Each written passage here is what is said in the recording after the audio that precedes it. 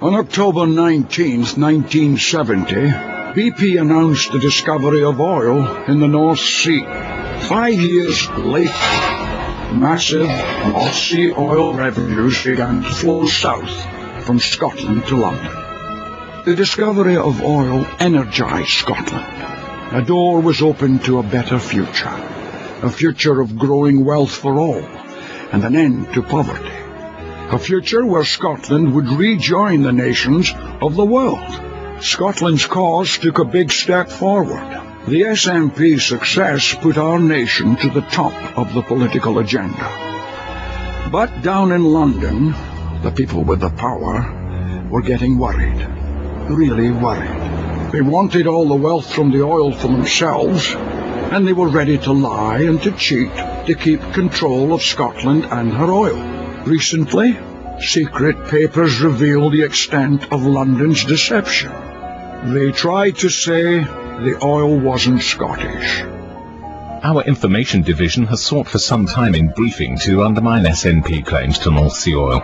Indeed, it is part of my standard sales patter. They tried to delay the return of the Scottish Parliament. Progress towards devolution should be delayed for as long as possible. In public, the government ministers denied the true extent of Scottish oil wealth. But in private, secret papers show a very different story. All that is wrong now with the SNP estimate is that it is far too low.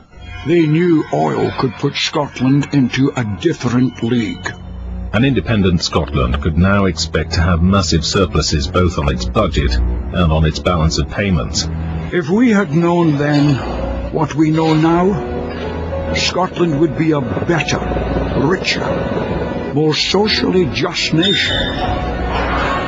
The British government has done their best to hide the truth. But the truth has come out. This is probably the greatest piece of international larceny since the Spanish stole the Inca gold. In the 1970s, I was a student. When the SNP were campaigning on oil, I thought, well, a good campaign, but that can't possibly be true.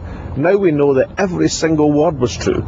London lied about the scale of the resource, they lied about the impact on Scotland, and then they pulled out every dirty trick in the book to stop Scotland getting a hold of the revenues. You know, there's an old saying that if you fool me once, shame on you. Fool me twice, shame on me. That's exactly the attitude that Scotland should have for the next 30 years of oil and gas. London's lies in the 70s are still hurting Scotland today. Because London took all the revenues, we have become the first country in history to discover oil and yet become relatively poorer. And to add insult to injury, the Chancellor, Gordon Brown, has just announced a surcharge on the North Sea. £2 billion extra for London this year, at the expense of Scottish jobs and Scottish futures.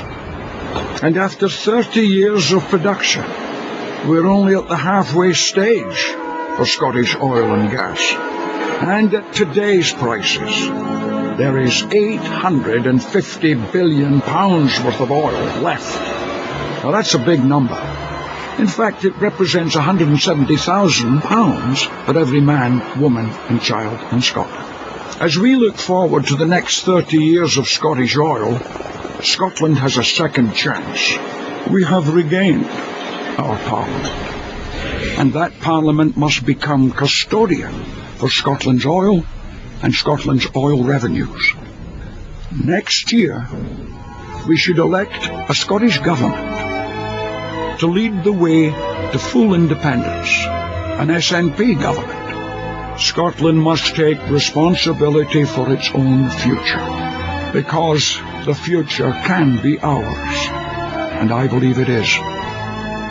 If you would like to join the SNP, visit our website at snp.org or call 0131 525 8925.